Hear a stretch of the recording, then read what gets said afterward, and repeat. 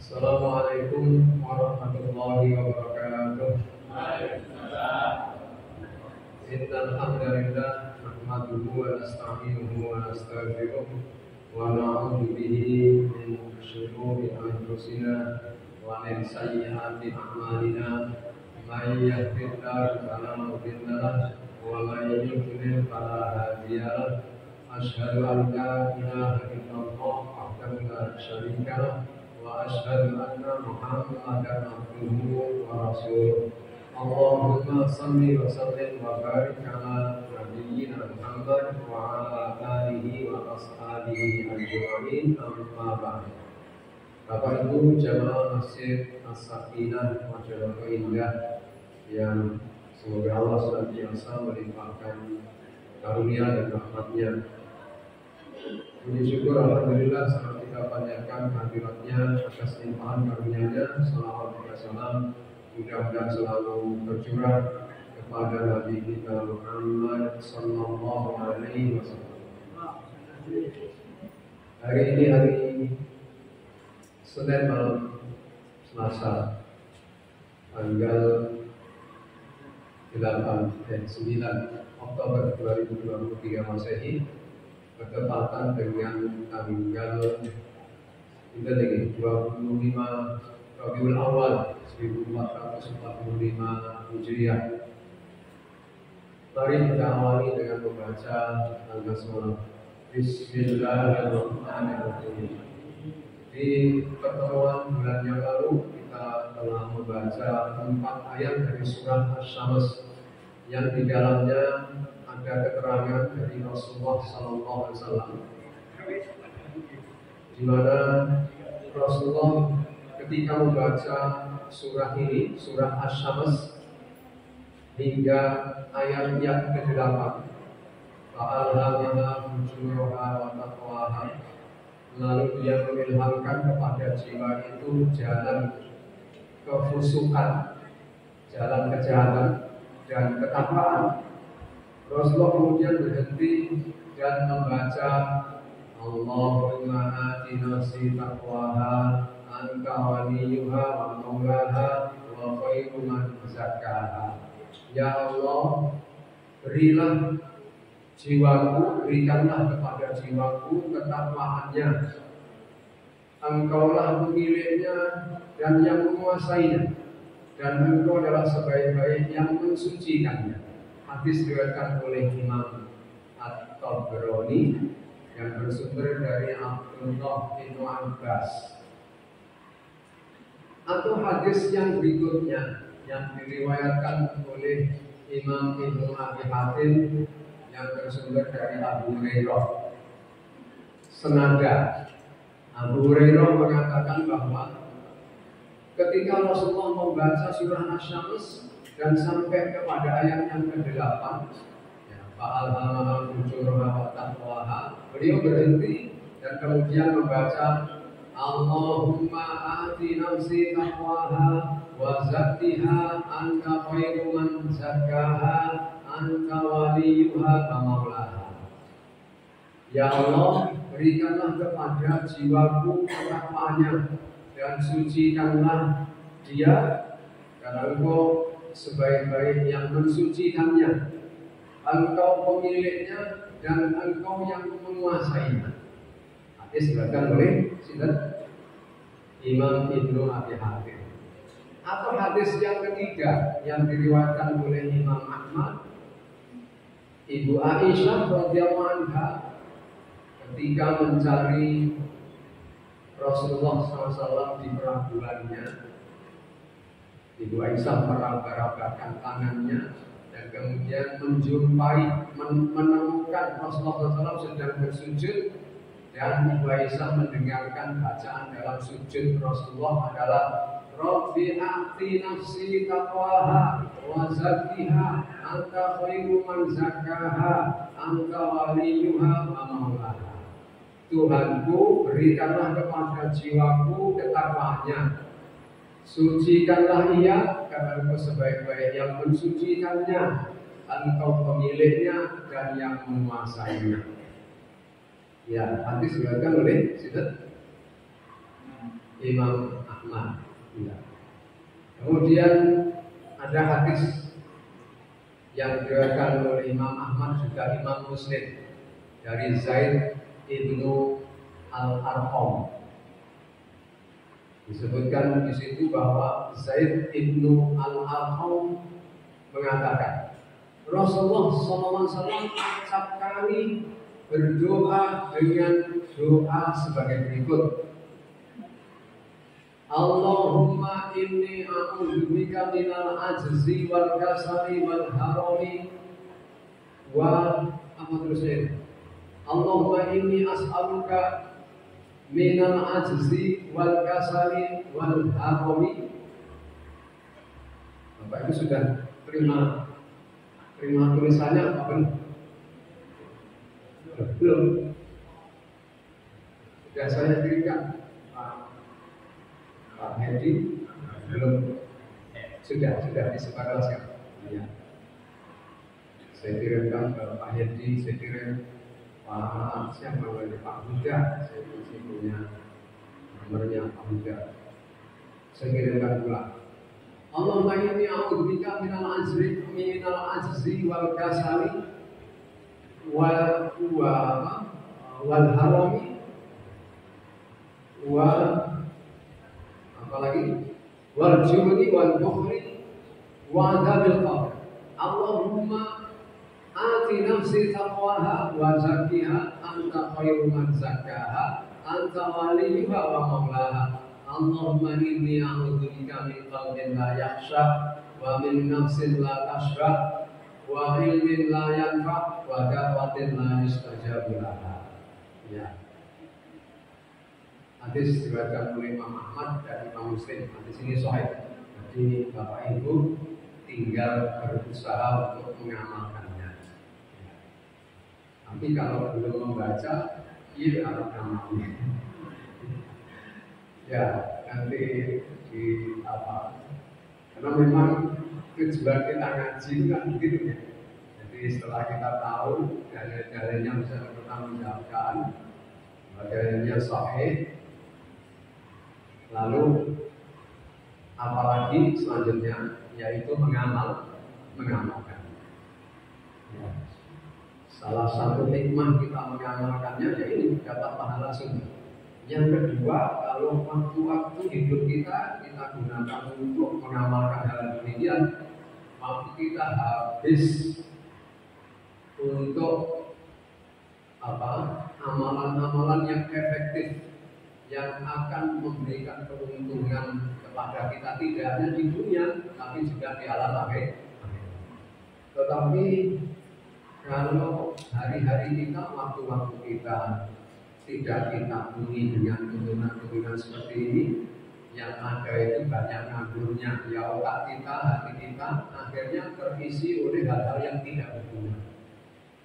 Mending hal-hal tidak berguna, hal-hal yang justru mengancam keselamatan kita, membahayakan kita, khususnya membahayakan kita di alam akhirat, mengancam kita untuk menjerumuskan kita ke dalam neraka.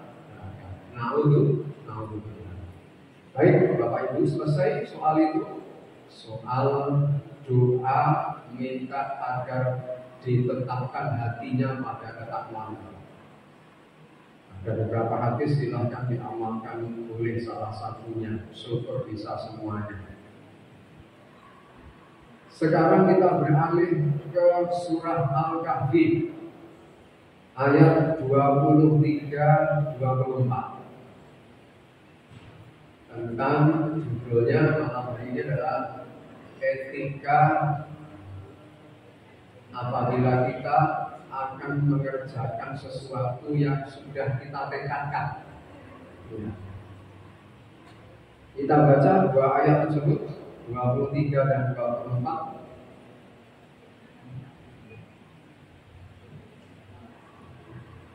Bagi Bapak Ibu yang menginginkan untuk bersama-sama membacanya dan memperbaiki tajwidnya, bisa membuka surah Al-Kahfi atau juz 15, surah 18, ayat 23 dan 24.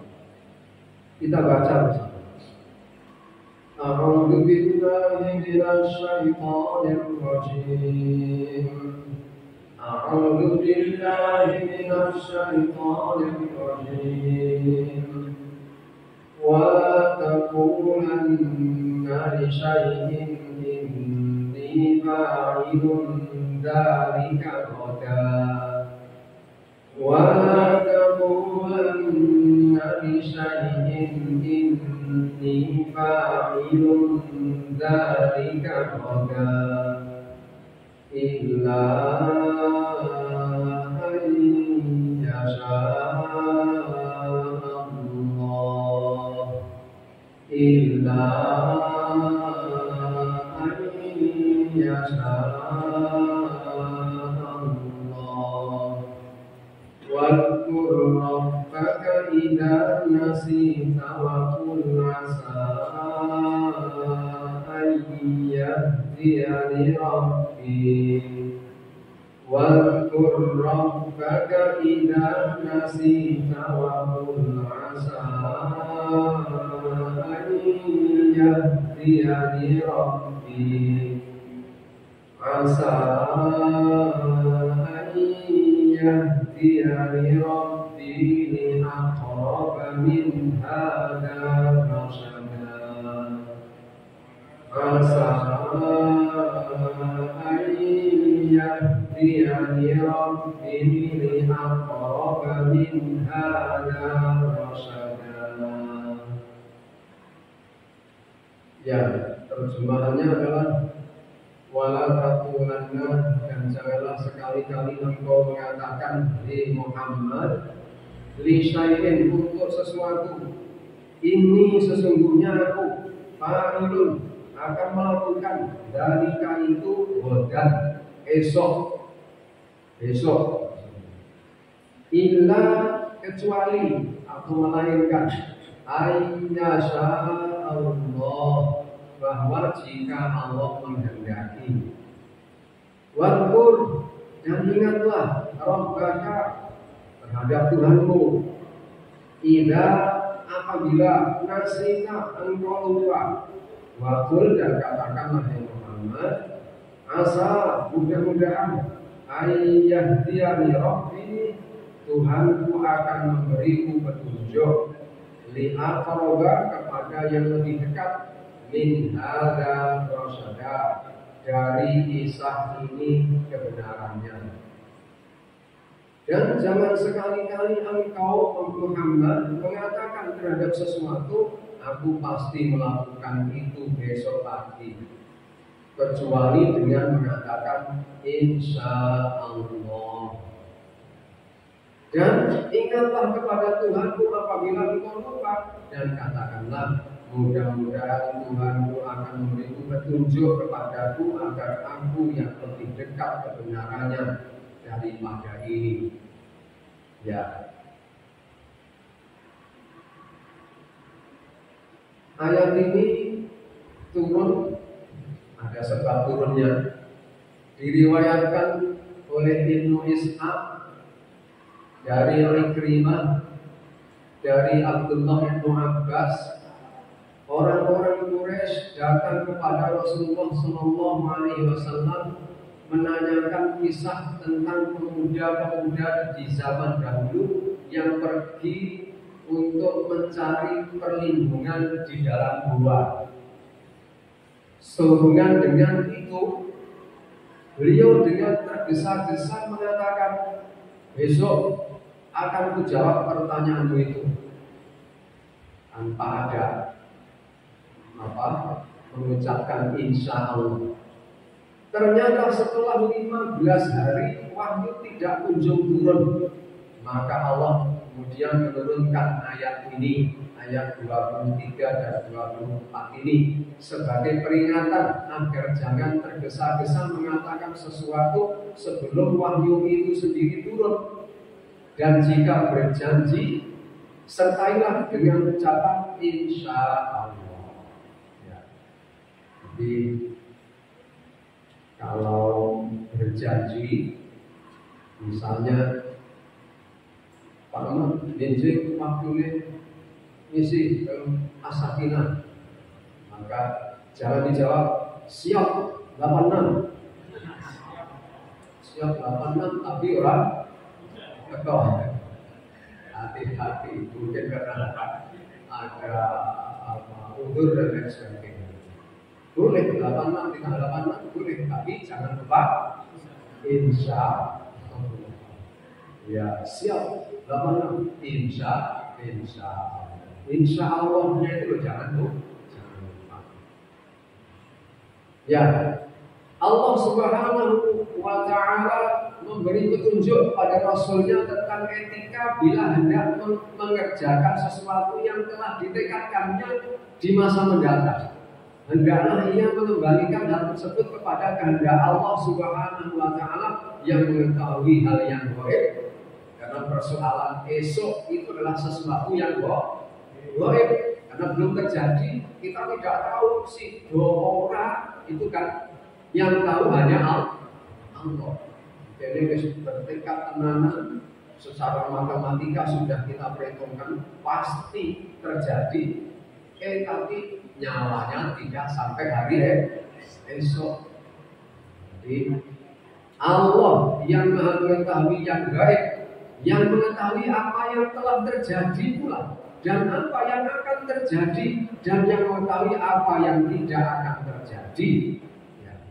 Jadi Allah mengetahui apa yang telah terjadi, apa yang akan terjadi, dan apa yang tidak terjadi di masa yang akan datang. Ya. Lalu seandainya terjadi akibatnya apa? Allah Maha tahu.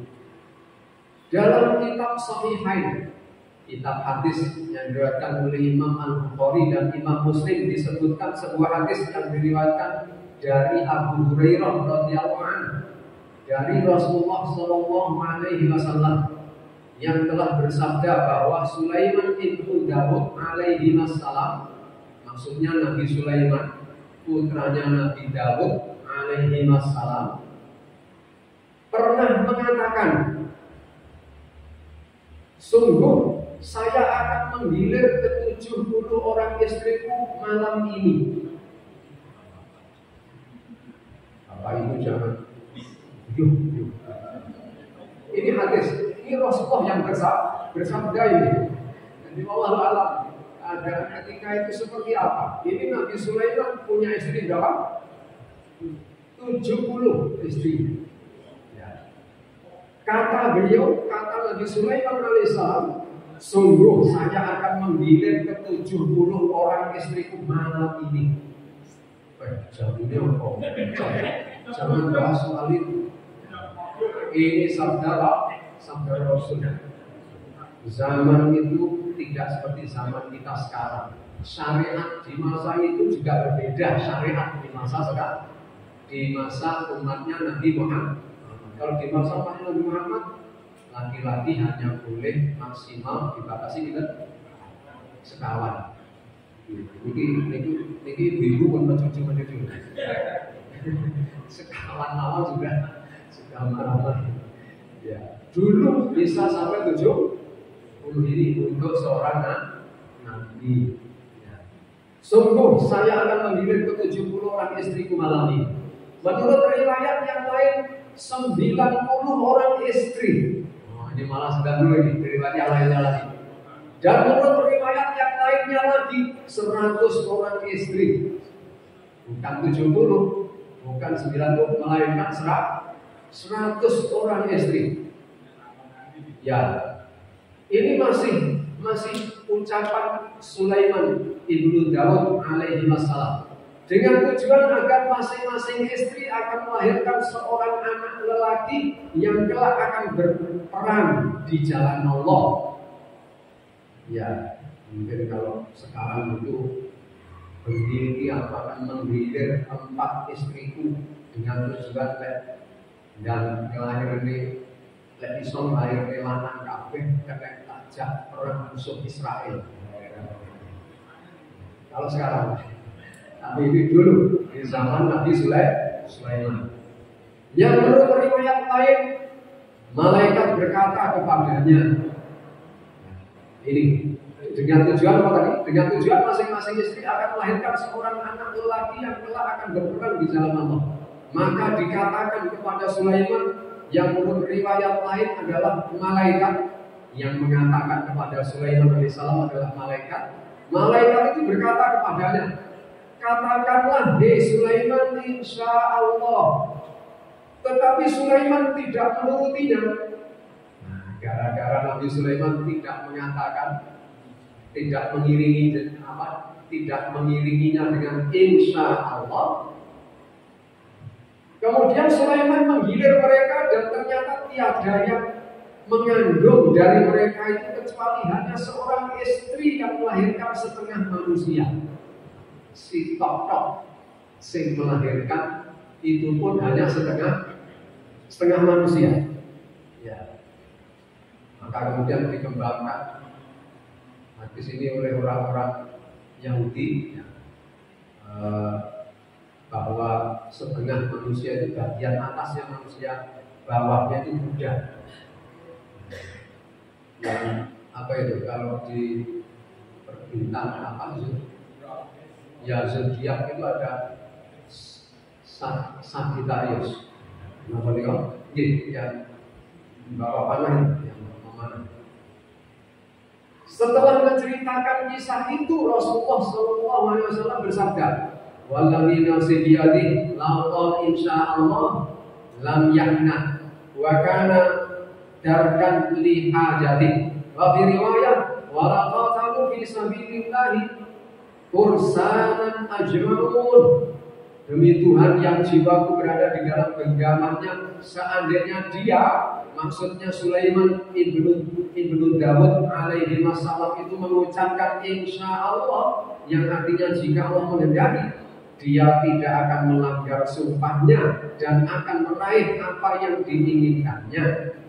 Dan dalam riwayat yang lain disebutkan, dan sungguh, kata Rasul, dan sungguh mereka, anak-anaknya akan berperang di jalan Allah semuanya dengan mengendarai kuda. Ya. Ini lantaran Nabi Sulaiman tidak mengiringinya dengan insya Allah. Akhirnya tidak ada yang hampir satu pun dari berapa tadi 100 istri itu, kecuali hanya satu pun melahirkan setengah manusia. Umpama dia mengiringinya ketika ditegur oleh malaikat tadi, ucapkan insya Allah jadi 100, bayangkan. Laki-laki semuanya dan akan ikut bersama Nabi Sulaiman untuk berperang di sabilillah. Baik, Bapak Ibu yang saya hormati, jadi ini tuntunan dari Al-Quran dan yang telah disampaikan oleh Rasulnya yang terpercaya itu, bahwa apabila kita sudah mempunyai tekad untuk melakukan satu perbuatan, ya, esok hari atau setelah itu, maka kita mengucapkan, membaca insya Allah. Hanya saja persoalannya kemudian penulisan insya Allah itu yang benar bagaimana?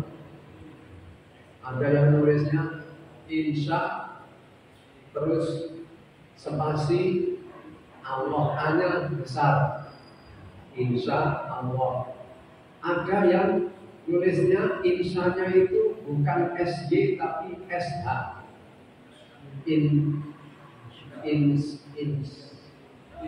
Kalau itu ejaan Indonesia saja bacanya insoy, ya, insya Allah.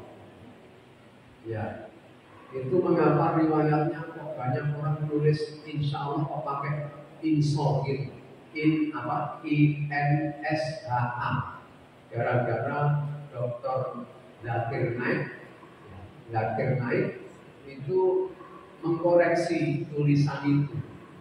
Memang dalam ejaan bahasa Inggris, kalau beliau Dr. Zakir Naik itu kan pakai ejaan Inggris. SH itu kan dibaca shin. SHOP jadinya shop, bukan shop tapi shop. insya, maka ditulisnya SH. Itu benar kalau ejaan apa? Inggris. Tapi kalau ejaan Indonesia pakai Y, ya. Insya itu pakai Y, SY, bukan SH. Lalu yang spasinya ada antara A, ya, insya itu kemudian Allah, atau di mana spasinya itu? Kalau dalam penulisan-penulisan yang resmi di mana-mana itu, yang saya lihat adalah yang ini, insya kemudian Allah, spasi Allah, A-nya besar. Tapi jika saya mengkoreksi, itu justru keliru. Keliru jika penulisannya seperti itu. Yang benar sebenarnya menurut tata bahasa perpaduan penggabungan antara Arab dan Indonesianya itu yang benar adalah in, lalu spasi in, spasi s y a l l a h. A-nya tidak ada yang diperbesar, tidak ada yang besar, karena A-nya bukan A milik Allah itu. A yang tertulis itu bukan A atau huruf A milik lafaz Allah. A milik lafaz Allah hilang. Ya. Itu sebenarnya sya'a itu adalah menghendaki tadi itu. Jadi sya'a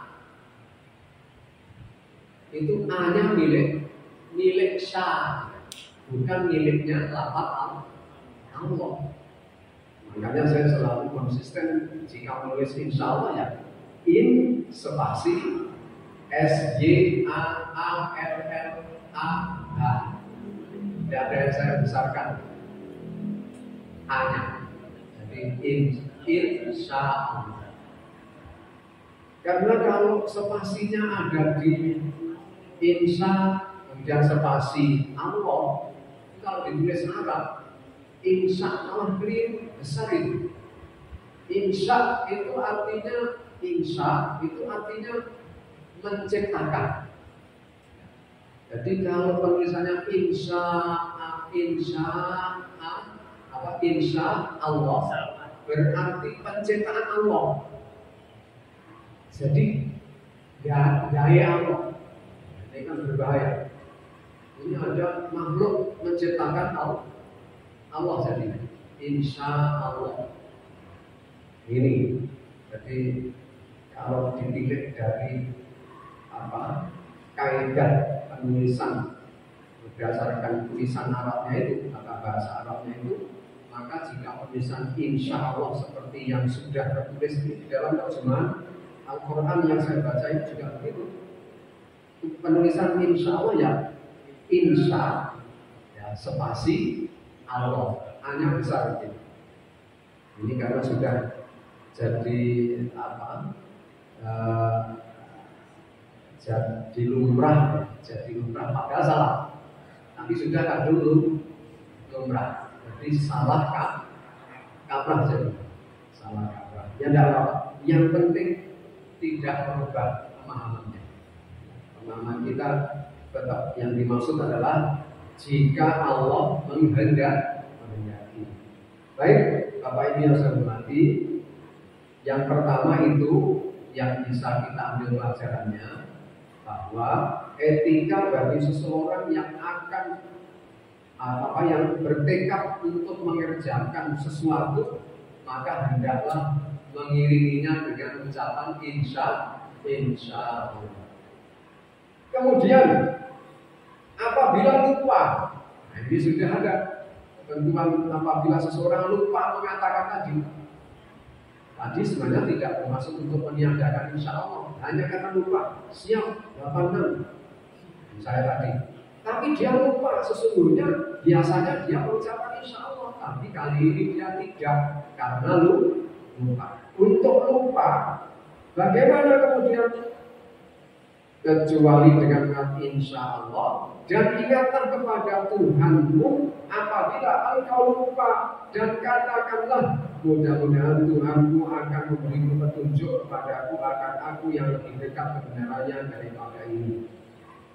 Di ayat ini mengandung petunjuk bahwa apabila kita lupa, di saat kita ingat kapan saja, itulah kita disunatkan untuk tetap mengucapkan insya Allah. Bahkan sekalipun sudah pekerjaannya sudah lewat. Ini menurut tuntunan sunnah, hendaknya orang yang bersangkutan mengucapkan insya Allah agar ia beroleh pahala karena mengerjakan anjuran sunnah, sekalipun hal ini dilakukannya sesudah sumpahnya dilanggar. Demikianlah menurut pendapat Ibnu Jarir, dan ia memberikan ulasan dalam nasnya bahwa kalimat insya Allah itu bukan bermaksud untuk menghapus sanksi kafarat sumpah yang dilanggarnya. Apa yang dikatakan oleh Ibnu Jarir ini merupakan takwil yang benar terhadap pendapat Ibnu Abbas. Imam Tabrani mengatakan dari Abdullah bin Abbas yang mengatakan sehubungan dengan firman Allah, dan jangan sekali-kali kamu mengambil terhadap sesuatu sungguhnya aku akan, dan seterusnya sampai akhir ayat 44 itu, yaitu dengan cara menyebut kalimat insya Allah. Imam At-Tabrani mengatakan dari Abdullah bin Abbas, maksudnya jika kamu lupa mengucapkan kalimat insya Allah, maka sebutkanlah kalimat itu jika kamu ingat. Kapan saja kamu ingat, kata Imam At-Tabrani yang diperoleh pengetahuan ini dari Abdullah bin Abbas, bahwa apabila lupa mengucapkan kalimat insya Allah, maka sebutkanlah kalimat itu jika kamu ingat kapan saja. Kemudian Abdullah bin Abbas radhiyallahu anhu mengatakan bahwa hal ini hanya khusus bagi Rasulullah SAW, tidak diperbolehkan bagi seorang pun dari kita mengucapkan kalimat istitsna insya Allah ini, kecuali bila berhubungan langsung dengan sumpahnya, yakni tidak ada jarak pemisah. Imam Tabrani mengatakan bahwa hal ini diriwayatkan secara munfarid, dan seterusnya. Makna ayat ini mengandung takwil lain yang yaitu bahwa melalui ayat ini Allah memberikan petunjuk kepada seseorang yang lupa akan sesuatu dalam pembicaraannya agar ia mengingat Allah, karena sesungguhnya lupa itu bersumber dari setan. Di riwayat yang lain disebutkan demikian. Yang pertama adalah bahwa kalau kita lupa, maksudnya lupa mengucapkan insya Allah, maka ketika kapan saja kita ingat, kita membaca insya Allah.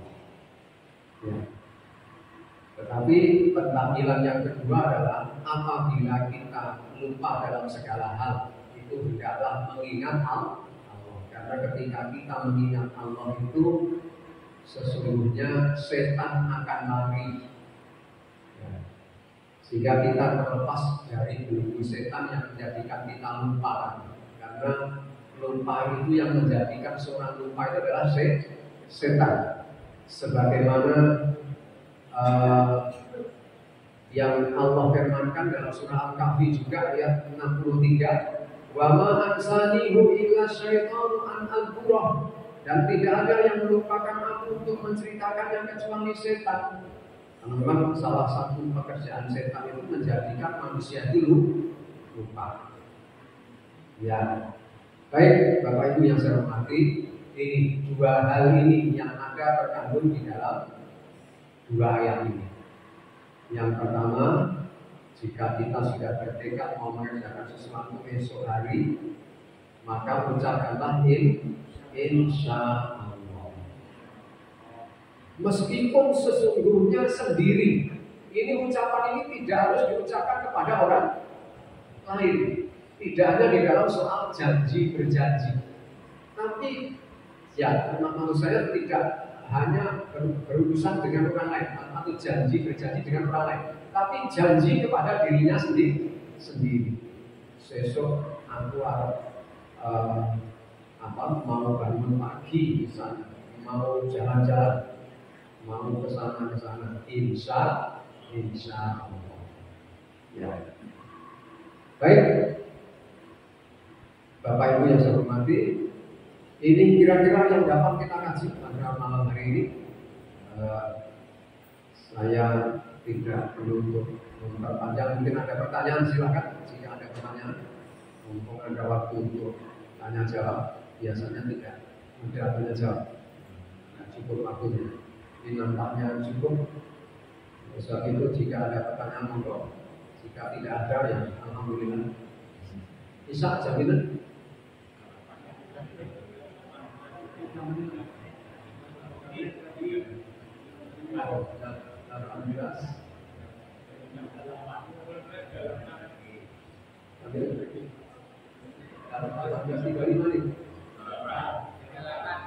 Oh 38. Tinggal 2-3 menit. Tidak ada pertanyaan. Cekap kali. Baik Bapak Ibu, ini termasuk tuntunan. Kemarin juga tuntunan. Karena memang saya berusaha untuk mencari. Ini alhamdulillah ini buku yang saya bawa ini, menurut saya sebenarnya cuma harganya mahal ini. Jadi kenapa pameran itu? Ya bisa selesai. Dasar di GNI. Nggak tahu nih. Ya. Ada bahasa buku sebenarnya di GNI. Tapi saya nggak tahu sampai tanggal berapa. Ini kalau beli harganya 315-an. Tapi sangat membantu untuk Bapak Ibu. Ini ada terjemahannya, ada sebab turunnya, ada nuzul, ada sebagian tafsirnya, juga ada ditandai di samping tajwidnya. Ya, tajwidnya ditandai. Kemudian ada ayat-ayat penting, ayat-ayat yang mengandung tuntunan itu diberi tanda juga. Agak hitam sedikit begitu. Jadi kalau kepingin mengetahui ada tuntunan apa ya dibalik, kita baca tafsir ini. Silakan mau tafsir apa saja, pasti nanti dijumpai hadis-hadis yang menerangkan tentang adanya tuntunan di sini. Ya, termasuk ini tadi yang saya baca ini di sini ditandai agak hitam sedikit begitu, dikasih bayang-bayang di sini. Ternyata saya baca ada selalu begitu. Jadi di ayat-ayat yang ada dikasih hitam-hitam itu selalu ada tuntunan itu. Banyak sekali. Oleh sebab itu, setelah kita mengetahui tuntunan-tuntunan itu didasarkan pada hadis-hadis sahih, ya kita tinggal mengamalkan. Dan kalau kita amalkan itu, salah satu hikmahnya itu rasanya hati sopan pertama. Kedua yang jelas, itu memang sunnah. Jadi kita dapat pahala. Lebih dari itu, nah ini Bapak Ibu saya kira penting untuk Bapak Ibu nanti supaya semangat terus ngaji. Tidak hanya ngaji tafsir ini atau Al-Quran ini, tapi juga dalam ngaji-ngaji yang lainnya. Kalau Bapak Ibu sudah mulai muncul tumbuh pada diri Bapak Ibu itu rasa senang, rasa seperti orang yang berwisata, ya, berrekreasi apabila memahami Al-Quran atau ilmu-ilmu agama itu semakin didalami, semakin semengati. Nah, itu pertanda Bapak Ibu mendapat bimbingan dari Allah. Ini kan di akhir ayat ini tadi apa? Asa ayah dia dirobi di aqrab min hada rasyada. Mudah-mudahan Tuhanku membimbingku, menuntunku kepada yang lebih dekat kebenarannya daripada ini. Ya. Jadi insya Allah kalau kita menunaikan tuntunan-tuntunan itu berdasarkan apa yang kita pahami dari Al-Quran dan apa yang diterangkan oleh Rasulnya SAW, lalu kita amalkan itu rasanya itu senang, tentram, tenang, dan pasti dilimpahi berkah. Berkahnya itu berupa macam-macam, kesehatan, rezeki material dan sebagainya. Ini saya kira dalam rangka untuk menyemangati kita semuanya yang semangat terus melaksanakan perintah agama. Mudah-mudahan kita memperoleh keberuntungan kelak. Amin. Mohon maaf atas segala kekurangan dan kesalahan. Wassalamualaikum warahmatullahi wabarakatuh.